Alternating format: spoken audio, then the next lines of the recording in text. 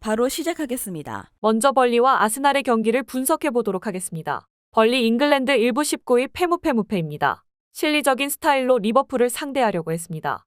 하지만 벌리의 문제는 상대의 지속적인 전방 압박에 수비진이 상당히 허둥대는 양상이 짙었다는 점입니다. 아스날을 상대로도 어느 정도 시간대까지는 버틸 수 있을지 몰라도 결국 시간이 지날수록 수비진의 불안감이 심각할 가능성이 높아진 상황으로 볼 수 있을 것 같습니다. 이 상황에서는 측면을 공략하는 것으로 가닥을 잡을 수밖에 없는데 콜레오소의 부상과 오도베르도 홀로 체급을 극복하는 기량을 보여주었다고 하기는 어려웠습니다. 아스날 잉글랜드 1부 2위 패승승승승입니다. 휴식기 이후에는 상대 압박을 분쇄하기 위해서 빠르게 전환하면서 패스를 이어가는 것을 상당히 중시하는 모습입니다.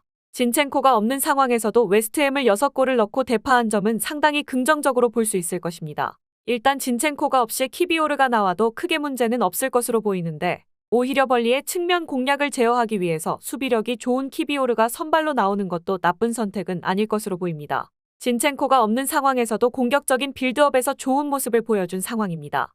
오히려 벌리의 유일한 루트인 측면을 봉쇄하기 위해서 수비력이 좋은 키비오르가 선발로 나오는 것이 더 도움이 될 수도 있을 것입니다. 아스날이 핸디캡 승리까지 노릴 수 있는 매치가 될 것이라고 봅니다. 다음은 풀럼과 아스톤 빌라의 경기를 분석해 보도록 하겠습니다. 풀럼 잉글랜드 1부 12위 무패무무승입니다. 히메네즈가 없어서 걱정을 좀 했지만 무니즈가 2골을 넣으면서 본머스를 격파했습니다. 일단 아스톤 빌라를 상대로는 상당히 약점을 드러내는 편이었는데 특히 라인을 높이는 플레이 특성상 수비진이 상당히 고생을 했던 편입니다. 다만 아스톤 빌라도 높은 라인을 구성하는 것은 매 한 가지인데 최근 그 높은 라인을 커버하는 것에 어려움이 있는 상황입니다. 풀럼도 공격적으로는 해볼 수 있는 것이 많을 것으로 봅니다. 아스톤 빌라 잉글랜드 1부 5위 무무패승패입니다. 아스톤 빌라의 특징은 압박 라인을 높게 가져가지만 이 리스크를 오프사이드 라인의 정교함을 바탕으로 커버를 하는 것입니다. 다만 2대3으로 대역전패를 당한 맨유전에서 디뉴가 빠진 다음부터는 오프사이드 라인이 상당히 불안정한 모습을 보여주고 있습니다. 사실상 아스톤 빌라의 하락세가 디뉴의 이탈 이후로 가속화가 되었다고 해도 과언은 아니라고 할 수 있겠습니다. 풀럼이 아스톤 빌라를 상대로는 약했지만 아스톤 빌라도 공격적인 플레이를 커버하는 오프사이드 라인에 대한 불안감은 디뉴가 돌아오기 전까지는 해결이 쉽게 될 상황은 아니라고 봅니다. 풀럼도 수비는 몰라도 공격적으로 해볼 수 있는 것은 있을 것입니다. 오버 2.5가 가장 나을 것이고 고배당을 노리는 상황이라면 무승부도 좋은 선택이 될 수 있을 것입니다.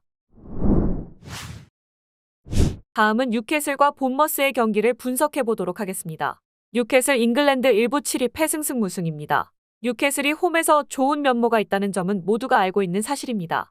물론 홈에서도 실점률이 아주 낮은 편은 아닌데 압박으로 인해 생긴 공간을 수비진이 기동력으로 커버하는 것에는 어려움이 있기 때문입니다. 다만 오픈 플레이에서 공격이 잘 통하는 상황이 아님에도 세트피스로 최근 쏠쏠하게 재미를 보는 등 뉴캐슬이 어떻게든 골을 만들어내는 능력은 상당히 좋은 편입니다. 본머스 잉글랜드 1부 13위 패승무무패입니다. 경기력이 상당히 괜찮은 편이고 특히 압박 위주의 플레이에 대한 호평은 받고 있는 상태입니다. 다만 솔랑케가 공격 포인트에 비해서는 최근 경기력에 미치는 영향이 적은 듯한 면모는 보여주고 있는 상황이고 압박이 붙기 전에 패스를 이어갈 수 있는 전력을 상대로는 수비가 상당히 불안정해지는 양상입니다. 좋은 경기력을 보여주었지만 패하거나 하는 매치에서는 대부분 수비에서의 난조가 큰 역할을 했다고 봐도 무방하기는 했습니다. 일단 뉴캐슬도 홈에서의 포켓 공간 허용이라는 약점이 없는 팀은 아니지만 결국 홈에서의 강세와 어떻게든 골을 만들어내는 능력에 높은 평가를 내릴 수 있을 것입니다. 특히 최근 잘 터지고 있는 세트피스에 주목해볼 가치는 있는데 본머스는 EPL에서 세트피스 실점이 4번째로 많습니다. 뉴캐슬의 오버 2.5 양상 경기가 합리적인 선택이 될 것이라고 봅니다. 다음은 노팅엄과 웨스트햄의 경기를 분석해 보도록 하겠습니다. 노팅엄 잉글랜드 1부 16위 무패무무패입니다. 지난 경기에서는 지기는 했지만 속공 상황에서의 강점은 확실히 보여주는데 성공을 했습니다. 다만 지난 경기 상대인 뉴캐슬은 포켓 공간에서의 공간 노출을 감수하고 압박 강도를 높이는 팀이지만 웨스트햄의 플랜을 일단 지키기입니다. 모건 깁스 화이트가 개인 기량으로 풀어가려고 해도 일단 웨스트햄의 수비 피지컬이 좋은 편이라 뚫어내기가 쉬운 유형은 아니라고 볼 수 있을 것입니다. 웨스트햄 잉글랜드 1부 8위 패무무패패입니다. 웨스트햄의 하락세가 지속되고 있는 상황입니다. 일단 지난 경기 아스날전에서 보여준 처참한 간격 유지 능력은 상대가 지공에는 약하기 때문에 큰 문제가 아니라고 볼 여지는 있습니다. 문제는 아무리 역습을 중시하는 팀이라고 해도 파케타가 없는 상황에서는 롱볼로만 이어지는 상황이 너무 잦다는 것입니다. 안토니오가 있는 상황이라면 몰라도 보웬이 키가 큰 선수는 아닌데다 노팅엄도 경기마다 따내는 헤더의 숫자가 리그에서 3번째로 많습니다. 두 팀이 각자의 이유로 지공 상황에서의 영향력을 기대하기는 어려운 상황이라고 볼 수 있을 것으로 봅니다.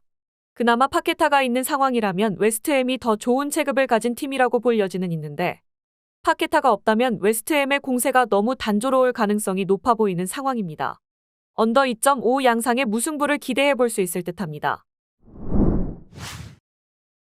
다음은 토트넘과 울버햄튼의 경기를 분석해 보도록 하겠습니다.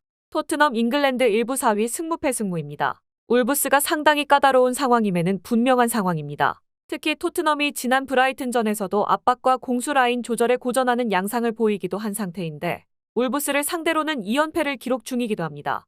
물론 해당 두 경기는 울브스의 홈에서 펼쳐진 경기라는 점은 감안해야 하나 울브스가 최근 원정에서도 승점을 잘 챙기고 있는 상황이고 중앙에서의 전개가 되는 팀이라는 점은 생각해볼 필요가 있을 것입니다. 울브스 잉글랜드 1부 11위 무승패 승패입니다. 앞서 언급했듯이 원정에서의 포비아도 서서히 극복을 하고 있습니다. 브렌트포드 브라이튼, 첼시를 상대로 2승 1무를 챙기는 모습을 보여주기도 했습니다. 물론 수비적으로는 울브스가 아주 뚜렷한 장점을 가진 상황은 아니지만 레미나를 필두로 한 중앙 압박과 쿠냐, 황희찬, 네트로 이어지는 스리톱의 역할 분담이나 페이스가 상당히 좋습니다. 토트넘의 높은 라인도 울브스의 공세에는 부담을 느껴야 할 상황으로 봅니다. 일단 울브스를 상대로 토트넘이 연패를 기록하면서 약점을 드러내고 있고 울브스의 원정에서의 성적도 최근에는 회복세를 보이고 있는 상황입니다. 양팀의 공격적인 면모에 있어서는 크게 태클을 걸기 어려운 상태입니다. 난전이 일어나는 변수 가득한 경기가 될 것으로 보입니다. 오버 2.5를 찍는 것이 가장 나을 수도 있는 매치가 될 것입니다. 마지막으로 맨시티와 첼시의 경기를 분석해 보도록 하겠습니다. 맨시티 잉글랜드 1부 3위 승승승승승입니다. 첫 대결에서는 4대4가 나오면서 첼시를 상대로 했던 연승이 끊겼습니다.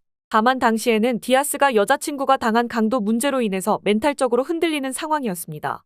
그 이후로는 디아스가 별다른 문제 없이 폼을 이어가고 있다는 점을 감안해야 할 것입니다. 맨시티가 후방이 흔들리며 빌드업이 불안정한 상황에서도 홀란드의 힘으로 4골을 집어넣는 등 여전히 공격적인 면모에서는 첼시를 상당히 앞서고 있다는 점은 분명합니다. 첼시 잉글랜드 1부 12 무패 패승승입니다. 상대가 높은 라인을 구축하는 편이라서 기동력이 좋은 무드릭과 잭슨이 어느 정도의 힘을 보여줄 가능성은 있습니다. 다만 리버풀과 울브스 등 중앙에서의 힘이 있는 팀에게는 엔조와 카이세도가 정신을 못 차리는 등 1차전과는 사뭇 다르게 중원이 역으로 공략당하지 않을까 걱정을 해야 할 상황일 것입니다. 팰리스와의 승리는 상대가 5-0으로 중원을 삭제해버린 것에 덕을 꽤 많이 봤습니다. 일단 지난 1차전에서는 디아스의 멘탈이라는 상당한 변수가 있었던 상태입니다. 이미 첼시가 중앙 전력이 안정적인 팀을 상대로는 중원이 상당히 고전한다는 점을 보여준 바도 있는 상황입니다. 맨시티가 1차전에서 후방에서의 안정성과 빌드업이 흔들리는 와중에도 공격력을 투사하는 데 문제가 없었다는 점도 참고할 수 있을 것으로 보입니다. 맨시티가 유리할 것입니다. 영상에서 알려드리는 내용들은 모두 1차 분석 내용들이며 2차 분석과 최종 조합픽은 영상 하단 고정 댓글 링크로 문의 주시면 안내 도와드리도록 하겠습니다. 시청해주셔서 감사합니다. 아직도 혼자 분석하고 계신가요? 이슬TV 스포츠 정보방에서는 실시간 스포츠 커넥션을 통한 소통하는 관리 시스템으로 확실한 수익을 전해드리고 있습니다. 정보방 입장 조건은 없으며 일반인들은 쉽게 접할 수 없는 배당 흐름 분석, 모든 경기 라인업과 결장자, 마지막으로 분석 모델링을 통한 최종 조합픽까지 무료로 제공해드리고 있습니다. 물론 마음에 안 들면 둘러보시고 나가셔도 됩니다. 혼자 하면 단기간으로 수익을 볼 수도 있겠지만 함께 하면 장기간으로 꾸준한 수익이 가능합니다. 정보방 무료 참여하시고 꾸준한 수익을 원하시는 분들은 영상 고정 댓글 링크로 문의 주시면 안내 도와드리겠습니다. 늦지 않았습니다. 함께 합시다.